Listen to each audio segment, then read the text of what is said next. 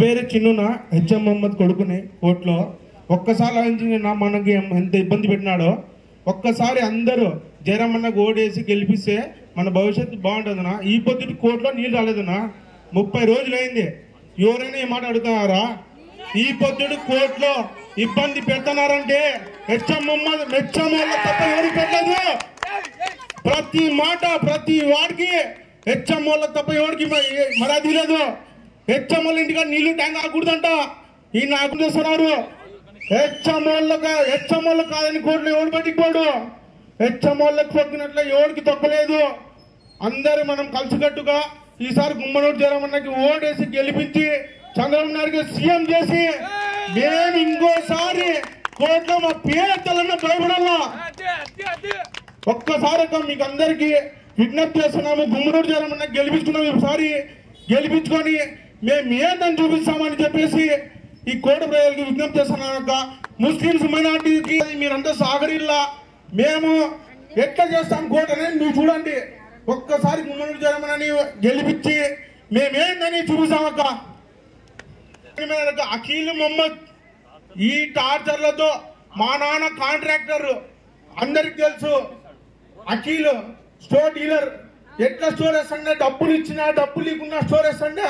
HM Mohammed ఎట్లాంటి వాడు, ఎవరు డబ్బులు ఇచ్చినా ఎవరు డబ్బులు ఇవ్వకున్నా స్టోర్లు డబ్బులు రోడ్లు ఈ రోడ్డు కూడా మా నాన్న వేసిందే.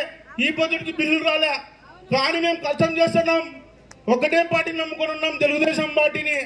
మీరందరూ ఈసారి సహకరించి గుమ్మనూరు జయరామన్నని ఎమ్మెల్యే చేసి చంద్రబాబు నాయుడు సీఎం చేస్తే మీకు ఏం కావాలో అది చేయడానికి మేము సిద్ధంగా ఉన్నాంగా. కోర్టులో హెచ్ఎం ఫ్యామిలీని కాదని పోయే మొగోడు లేట్లో చాలా మంది ఉన్నారు అక్క. ఒక నిమిషం ఉండుక అక్క. ముస్లింస్ కోర్టులో చాలా మంది ఉన్నారు అక్క. ముస్లిం సోదరుల తరఫున నేను చెప్తానక్క, మీకు ఏ కష్టం వచ్చినా అర్థ రాజు లేక మేము ఉంటామక్క. హెచ్ఎం ఫ్యామిలీ అంటే కోర్టులో దద్దరిల్లాలి. హెచ్ఎం ఫ్యామిలీ అంటే కోర్టులో దద్దరిల్లాలక్క. ముస్లిం సోదరులుగా మేము ఉంటామక్క. మీకు అర్థం కానుకోని బీసీలుగా మేము ఉంటాం కానీ మీ ముందర మీకు ఏ విషయంలో ఏ కష్టాలు కానీ మేము ముందరుండి మీ పనిచేసే బాధ్యత మాదిక్క. ముస్లిం సోదరులు వైఎస్ఆర్ పార్టీకి ఓటు వేయకూడదక్క. మాకు హింసించేట్ల ఎవరికి హింసించేట్లక్క. ప్రతి వార్డులో మాకు హింసించాడక్క.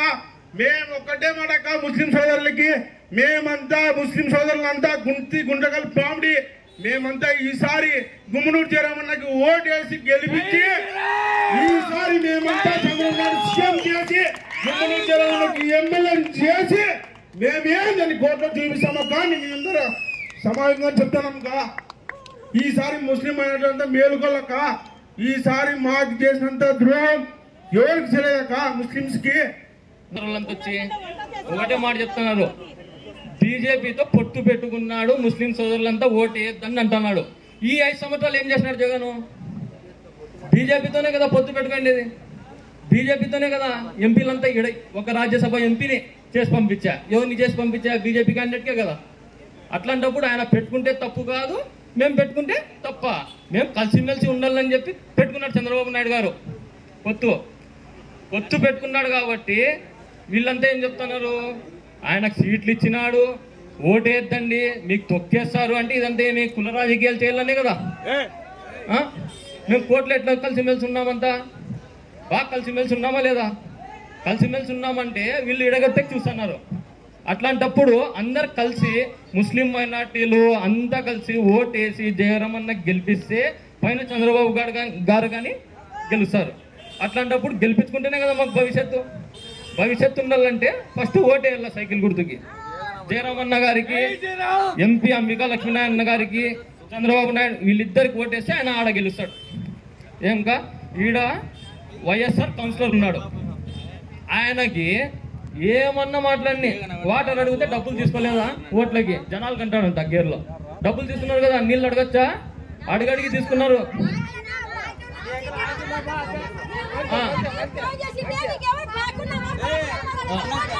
బాకీ ఉన్నామా అంటాడంతా. నీళ్లు బాకీ ఉన్నాడా అంటే ఏం లెక్క అది? కౌన్సిలర్ అంటే ఏంది? కౌన్సిలర్ అంటే ఏంది? ప్రజాసేవ చేసే ఉన్నాడు. ఆయన గెలిపించినది ఎందుకు? వాళ్ళని మీరంతా జనాలు ఎందుకు గెలిపించినారు? ప్రజాసేవ చేసే అట్లానొచ్చా? వాడు అంటే కేసులు పెడతాడు, అంటే పోలీసు వాళ్ళని పిలిపించి కేసులు పెట్టిస్తాడు. ఏమన్నాడు కానీ కేసు, ఏమన్నాడు కానీ కేసు, పిలుచుకొని పోవాలా పోలీసు వాళ్ళు కూర్చోబెట్టాలా. కుళాయిలు పబ్లిక్ ట్యాబులు దానికి బీగాలు వేసుకున్నాడు.